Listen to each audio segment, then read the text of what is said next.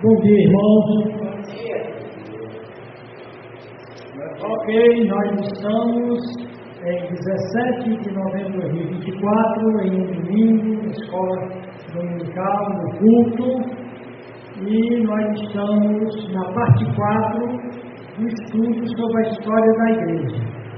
Hoje nós vamos dar continuidade à história dos anabatistas, aquela história de grupos que defenderam a fé e a vida conforme a vida cristã vivida conforme que realmente a Bíblia diz através dos séculos, desde João Batista, tido como precursor dos anabatistas, e através de todo aquele período patrístico, ou dos primeiros 400 anos, ou aqueles primeiros 300 anos, antes de surgir a Igreja Católica Romana Imperial, e atravessando toda a Idade Média, atravessando o período pós-reforma protestante. Então nós vimos um pouco da história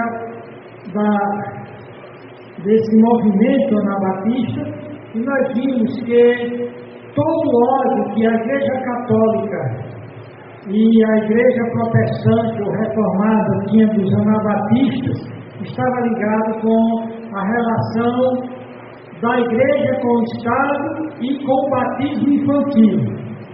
Recapitulando um pouco, o título da mensagem de hoje é Batismo, História da Igreja, parte 4, anabatismo, batismo bíblico e pedobatismo. Pedo tem a ver com criança e batismo tem a ver com o rito cristão de entrada na igreja local. Na igreja universal, aquela igreja que todo crente é batizado com o Espírito Santo no momento que crê, então ele é batizado com o Espírito Santo no momento que crê. Não tem nada a ver com línguas e outras coisas. É no momento que crê, ele é imerso no corpo místico de Cristo aqui na terra. Passa a fazer parte do número dos salvos, da cidade de Deus, do reino de Deus. Porém, para ele fazer parte de uma igreja local, em dada cidade, em dada localidade, ele, depois que se toma sua decisão, que ele se torna crente, então ele deve ser batizado. Aí vem toda uma celeuma, um debate, uma verdadeira guerra de ódio religioso por causa desse batismo. A Igreja Católica, desde que ela surgiu, para poder ela garantir a adesão de todas as pessoas da comunidade, ela criou o batismo de crianças, que não tem nada a ver com as ordenanças bíblicas para o batismo. Em nenhuma parte a Bíblia manda batizar criança. Nós vamos ver que a Bíblia só manda batizar adultos depois que crê. O batismo é uma cerimônia depois que a pessoa crê. Porém, a Igreja Católica queria assegurar que todo mundo da comunidade se sentisse católico romano através desse ritual chamado batismo. Quando vieram os protestantes, na pessoa de Lutero, Calvino e Zwingli, eles também criaram igrejas ligadas com o Estado, com o governo, igreja estatal. E eles continuaram, mesmo ele, o católico romano, de batizar crianças. Só que, ao longo da história, os anabatistas e os batistas diziam que o batismo de criança era antibíblico, não vale nada. É apenas um expediente pragmático, político, uma estratégia política para você aumentar o número de gente da igreja sem ser por conversões, sem ser por decisões.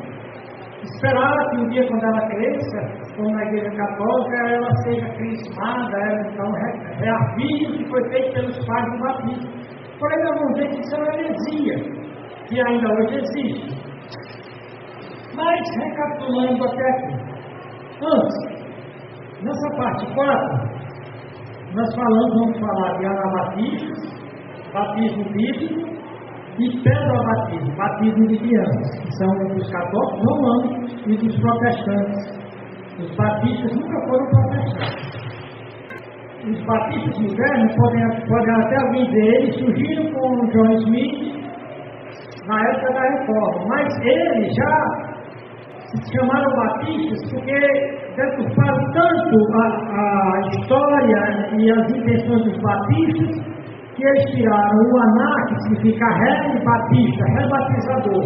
Que os anabatistas, eles pregavam o evangelho aos católicos e quando eles se convertiam, rebatizavam, dizendo que o batismo católico era errado, que era batismo, aquele batismo de criança não valia nada, e então eles batizavam de novo. Por isso a Igreja Católica, através do Código de Direito Canônico, ela está lá. Eu depois vou citar, talvez não nessa mensagem, que não vai dar tempo, é muito material, mas lá dizia que declarava morte aos anabatistas, ou aqueles que batizavam novamente, ou aqueles que não reconheciam o batismo católico romano. Eles mataram milhares de anabatistas.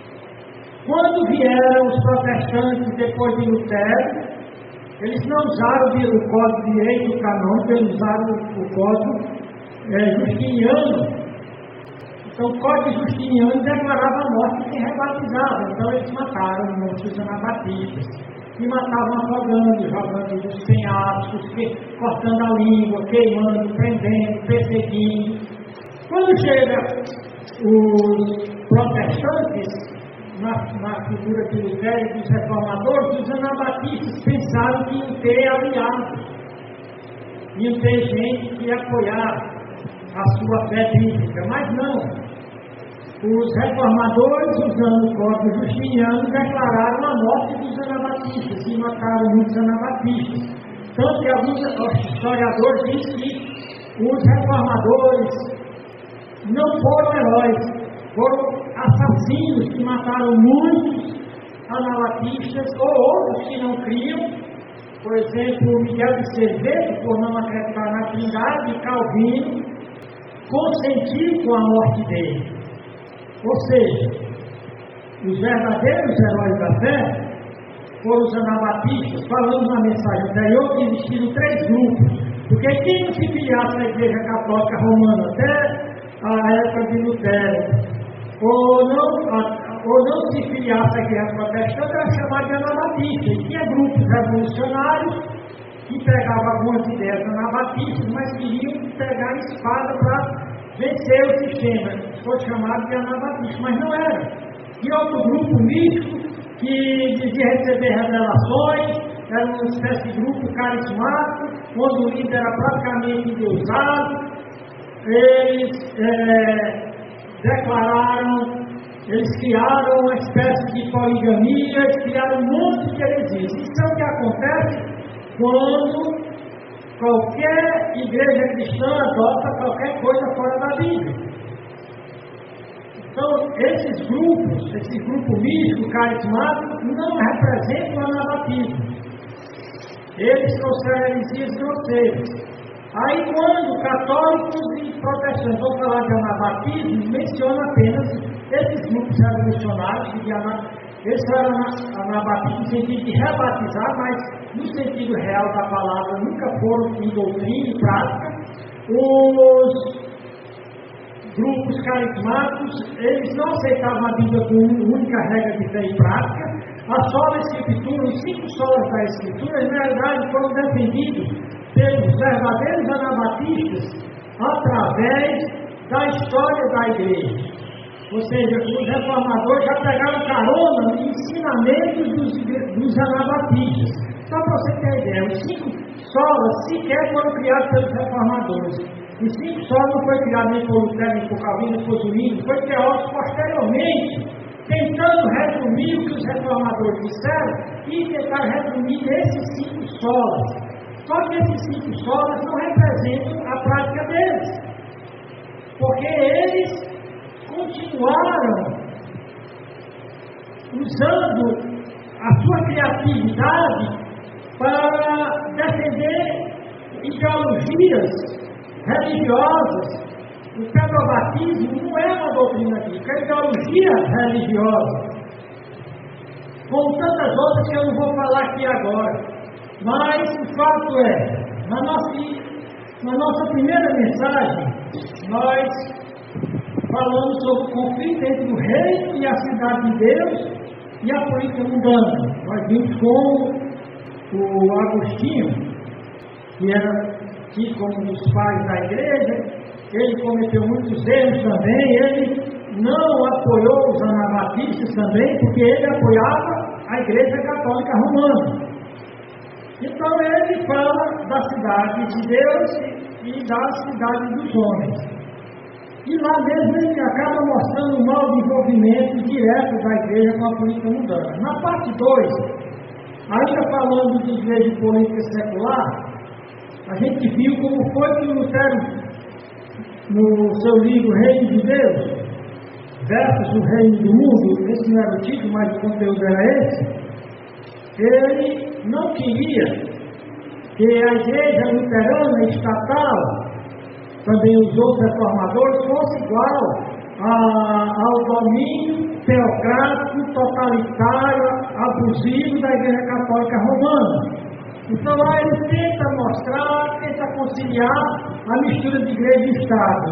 Não deu certo, nunca deu certo a mistura de igreja e Estado. Nós vimos o conflito entre esse reino de Deus, nós vimos o mau desenvolvimento direto da igreja com a política mundana. Domingo passado, eu já intitulei, eu saí um pouco dessa parte direta de política e entrei com História da Igreja, parte 3, Anabatistas, dois reinos e o Rei Jesus. Dei como título alternativo História da Igreja Anabatista, Heróis e Mártires da Fé. Esses aqui estavam prontos a perder tudo pela sua fé, e perderam. Morreram na mão de católicos e protestantes, uma grande parte. O movimento teve origem à fé e prática das igrejas batistas modernas e evangélicas ou fundamentalistas bíblicas, que acreditam na suficiência da Bíblia, acreditam que a Bíblia é a única autoridade para dizer o que nós devemos crer e como nós devemos viver a vida cristã. Então, indo para a nossa mensagem de hoje, parte 4. Qual era o polo da discórdia? Qual era a causa de tanto ódio da Igreja Católica e da Igreja Protestante? Ódio assassino da Igreja Católica e da Igreja Protestante contra os anabatistas. Vamos para o nosso texto-chave para hoje, em Marcos, no capítulo 16. E o verso 16, assim está escrito: quem crê e for batizado será salvo, mas quem não crê será condenado. Quem crê e for batizado, você nota que é uma ordem: crê primeiro e é batizado depois. Não é batizar e esperar que a criança cresça, e quando ela crê, então depois ela é batizada. É uma heresia isso aqui. Vamos orar. Senhor Deus, nos guia agora a entender, a discernir tantos erros que existem no meio religioso. Nos ajuda a nos firmarmos tão somente na autoridade, na suficiência e na autoridade da Tua santa e sagrada palavra.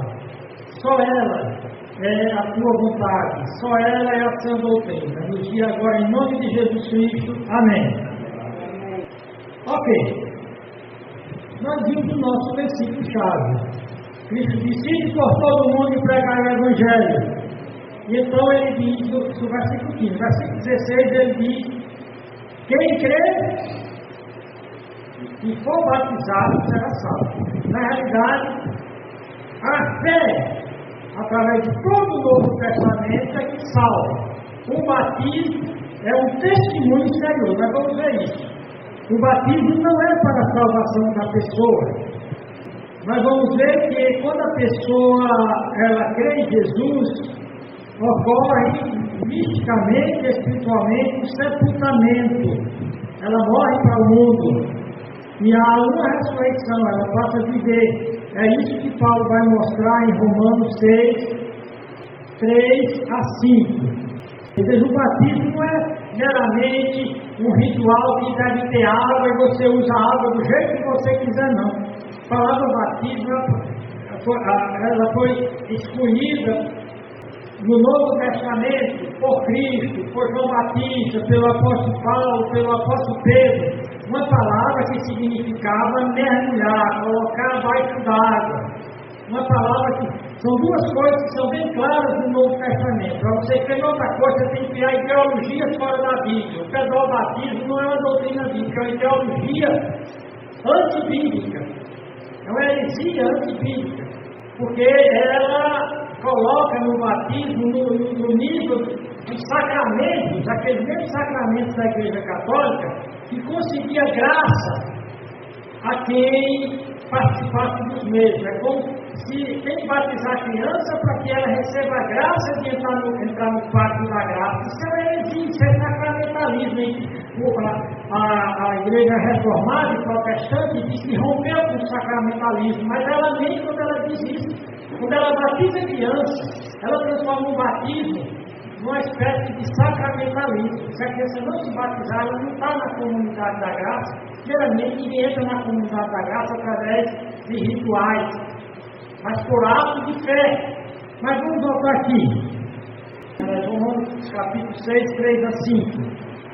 Ou não sabeis que todos quantos fomos batizados, ou seja, literalmente mergulhados, batizados, mergulhados em Jesus Cristo, fomos mergulhados ou batizados na sua morte, de sorte que fomos sepultados com Ele pelo batismo na morte, esse mergulho na morte, essa identificação com Cristo na sua morte, para que como Cristo ressuscitou dos mortos, quando você sai da água, o simbolismo, mas todos mortos pela glória do Pai, assim andemos nós em novidade de vida. Significado da palavra batismo. Vem da palavra grega batismo. Como eu falei, significa imergir, mergulhar, colocar debaixo d'água. Significa submergir, mergulhar completamente uma coisa em um líquido. Não tem nada a ver com o batismo por aspersão, aquele chuveirinho que joga na cabeça de quem está sendo batizado, ou efusão, aquela cuia com água que é derramada na cabeça. É mergulho mesmo. Em sentido bíblico, para batizar uma pessoa na água, significa colocá-la completamente debaixo da água e imediatamente levantá-la de novo da água, mergulhar na água todinha e depois tirá-la da água. De acordo com a Bíblia, o batismo nas águas é um ato simbólico, não concede graça a ninguém, pelo qual o novo crente, o novo cristão, se identifica com Cristo na sua morte, no seu sepultamento e ressurreição. O batismo vem depois que a pessoa creu, depois que ela foi salva. Tudo que ela precisava de graça para a sua salvação, ela conseguiu quando ela creu. E no batismo ela está fazendo uma profissão pública, um testemunho público de arrependimento da fé que ela teve quando ela se entregou a Jesus. É uma forma de dar um testemunho externo, fora de uma obra interior que Deus fez na vida dela. Portanto, o batismo é um símbolo externo de uma realidade que aconteceu dentro, ninguém viu. Por isso, o batismo não salva. A Bíblia diz que o homem não pode ser salvo por nenhuma obra, porque pela graça foi salvo mediante a fé. Isso não vem de vós, é dom de Deus, não de obras para que ninguém se glorie. Então, o batismo é uma obra, é uma ação humana. Então, o batismo não poderia salvar, ele contradiz.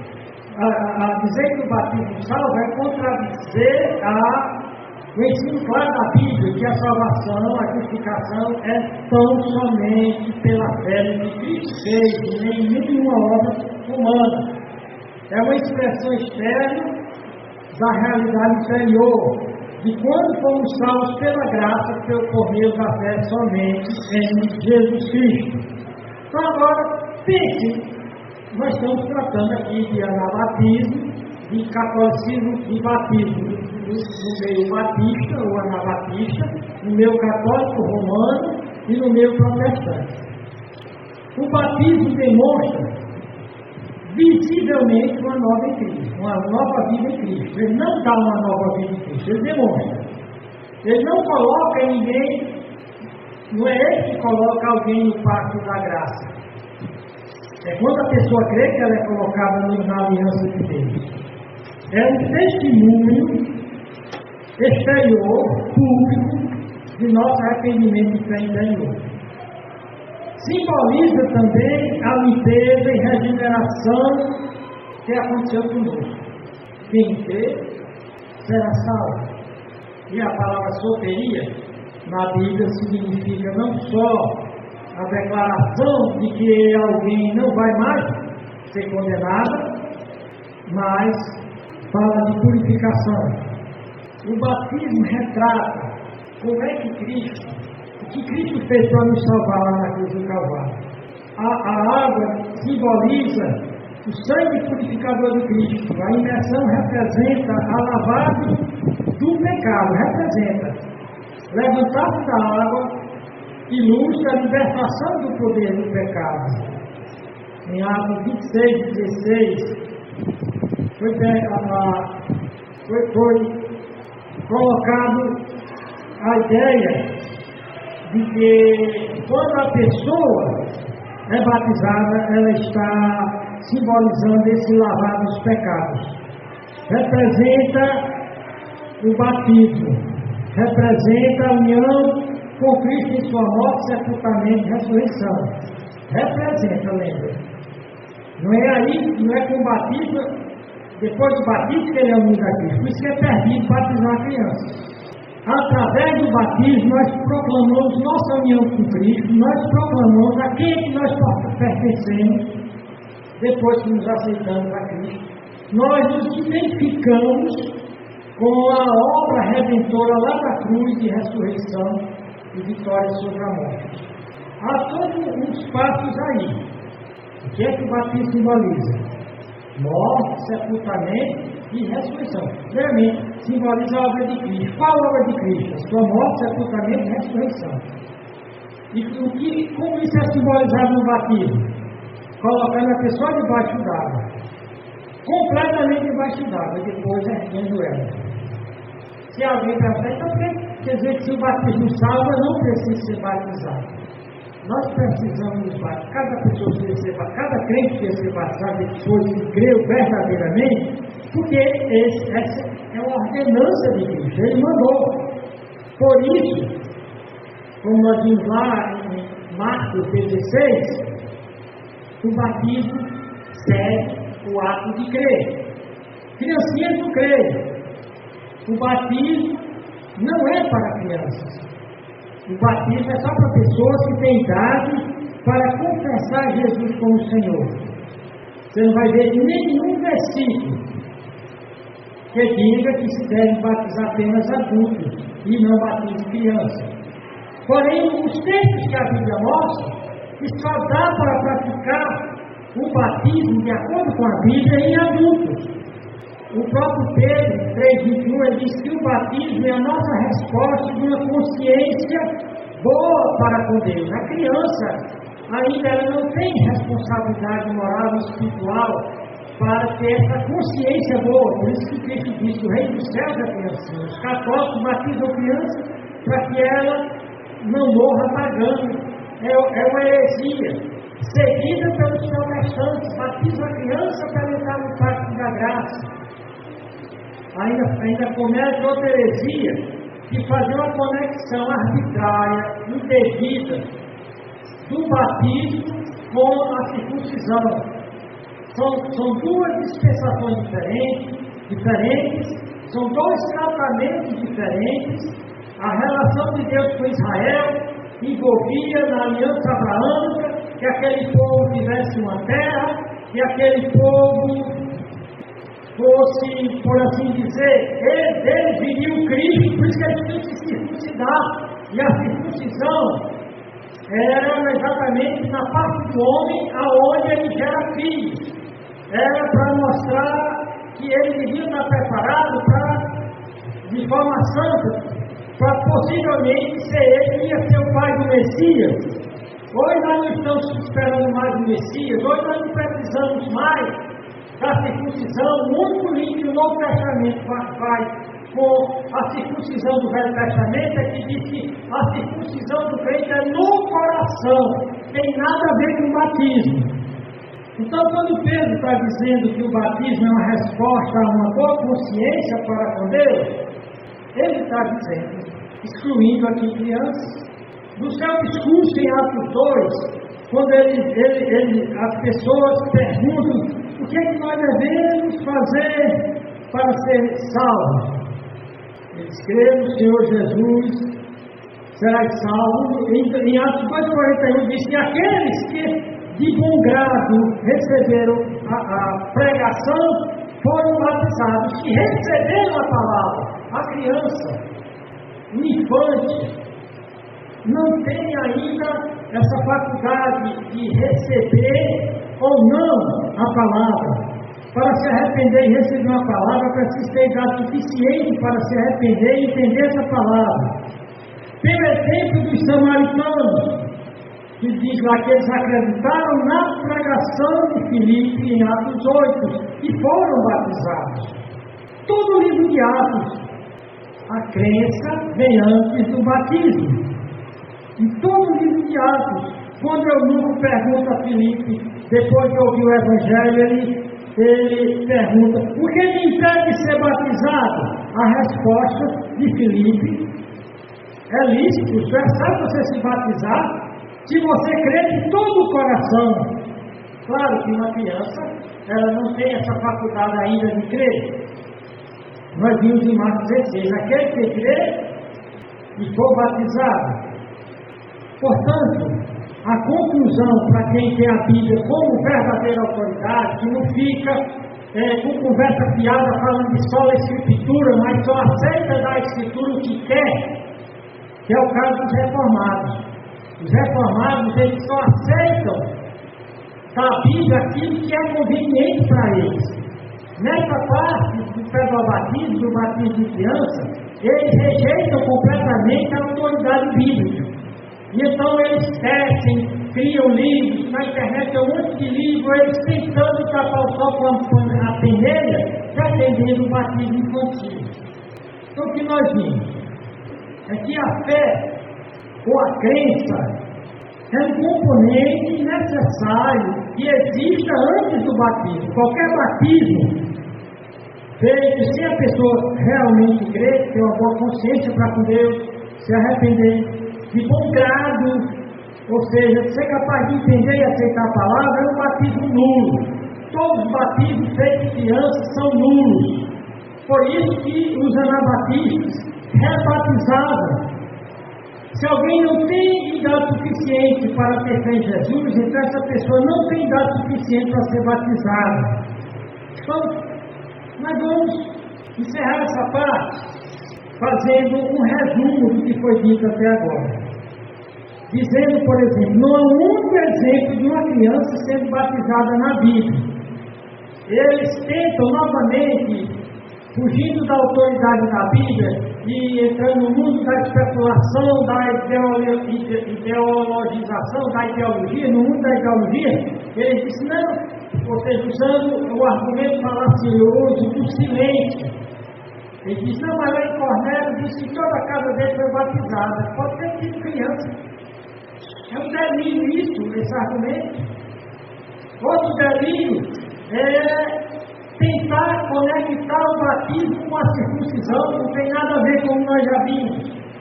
Porém, embora o batismo não salve, o batismo é um passo muito importante na jornada da fé de um cristão. Serve como símbolo poderoso de nossa nova vida em Cristo e nosso compromisso de seguir. Geralmente, quando o crente se batiza, ele convida seus amigos, seus parentes, então eles escutam o testemunho, eles veem a dramatização dele descendo na água, dizendo que morreu para o mundo e ressuscitou para Cristo. E para cortar a discussão, por que eu devo batizar? Porque Cristo mandou, cara. É um ato de obediência a Ele, ponto final. E depois, e fazer discípulos de todas as nações, batizando-os em nome do Pai, do Filho e do Espírito Santo, ensinando a observar todas as coisas. Portanto, o batismo não é apenas uma sugestão. Nós já vimos que eu não batizo quem eu quero batizar. Ou seja, então não posso batizar criança. Eu não batizo quem não é crente. Eu não estou aí franqueado a decidir me batizar ou não. Em João 14,15 diz: se me amares, guardai os meus mandamentos, que te mandou. Então, mas eu tenho que mergulhar naquela água fria. Já pensou nos países nórdicos, nos países gelados? Eles não esquentam água para tomar banho? Que custa esquentar a piscina aonde eles vão se batizar? Por que eu tenho que fazer isso? Por que Cristo mandou, cara? E ele usou a palavra mergulhar. É dito, por exemplo, por um indivíduo de inovação que inventou essa ideia de batizar por aspersão, porque era muito mais conveniente. Parece até meio ridículo. Você entra na piscina de roupa, sai todo molhado. Cristo disse: mergulha!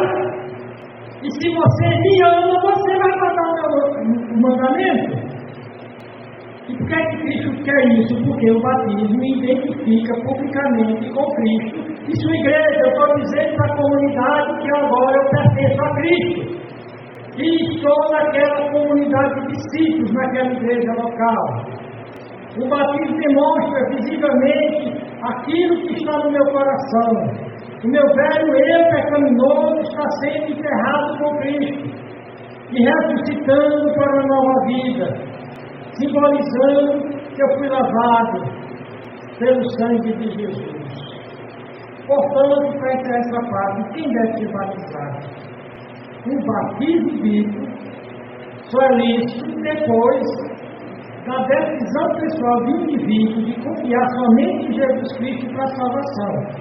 É uma proclamação pública da fé no Senhor Jesus.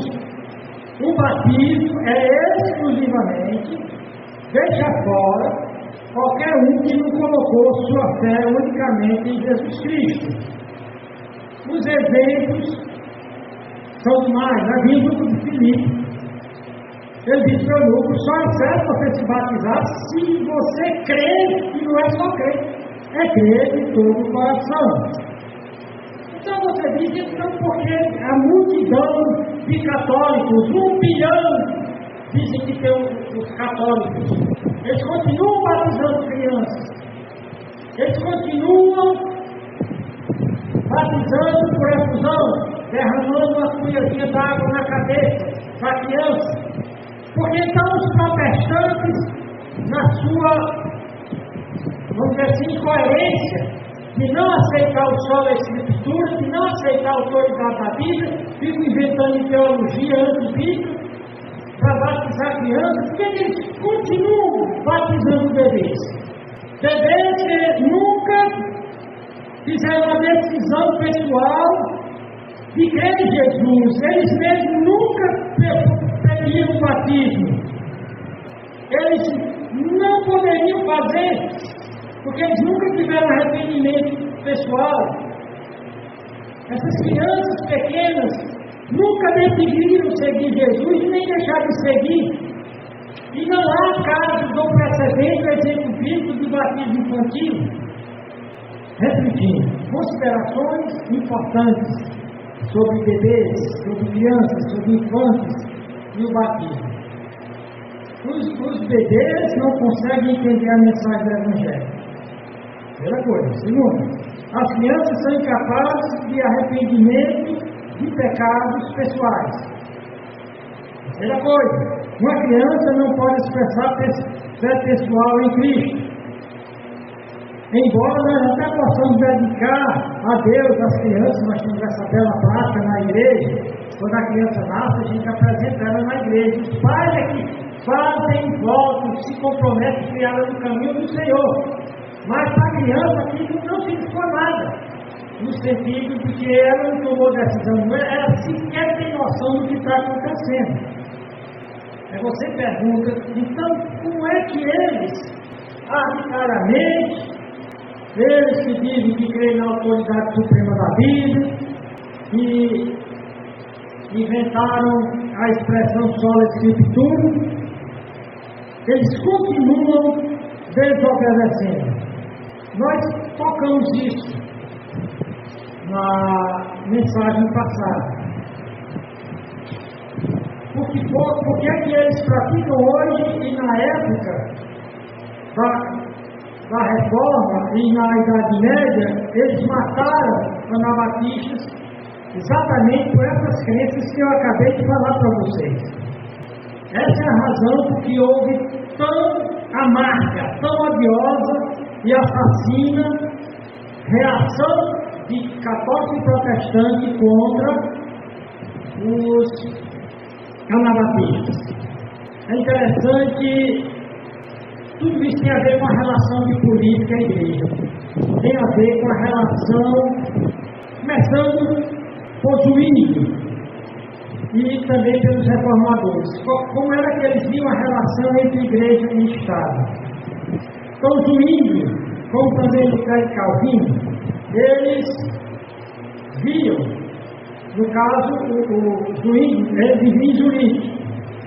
Ele via Zurique como um Estado cristão.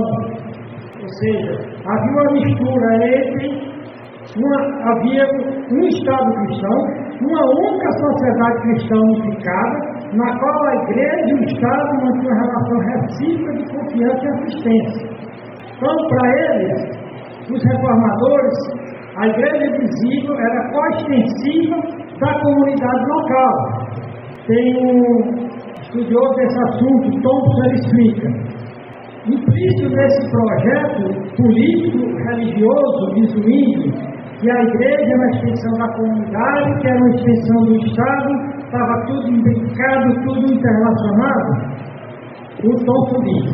Implícito nesse projeto político protestante de Zwinglio dos reformadores estava a continuação da prática católica de batizar bebês. Isso era fundamental, porque a principal maneira pela qual tal sociedade político-religiosa podia se perpetuar era pelo batismo de cada criança que nascia dentro daquela comunidade. Quando os anabatistas rejeitaram esse projeto político-religioso dos reformadores, especialmente Zwinglio em seu corpus cristiano, e quando os anabatistas exigiram a destruição imediatamente da missa romana, porque ainda conservava alguns elementos da missa romana, então os anabatistas exigiram a destruição da missa, exigiram que parassem de batizar bebês, parassem de batizar pessoas que verdadeiramente não davam sinais de que tinham se convertido a Jesus Cristo. O Zwinglio viu que isso seria uma ameaça. Os reformadores viram que se o seu projeto político, religioso, dependia do batismo infantil, do batismo de não crentes, eles eram os principais inimigos do Estado. Eles tinham que ser silenciados, mas eles eram obstinados. Quanto mais perseguiam os anabatistas, mas eles continuavam pregando, se espalhando. A vida de um pregador anabatista, de acordo com os estudiosos, era menos de 2 anos.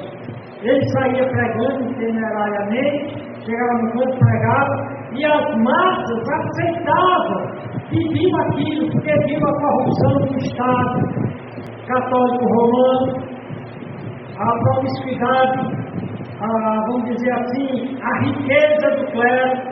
E o povo aceitava em grande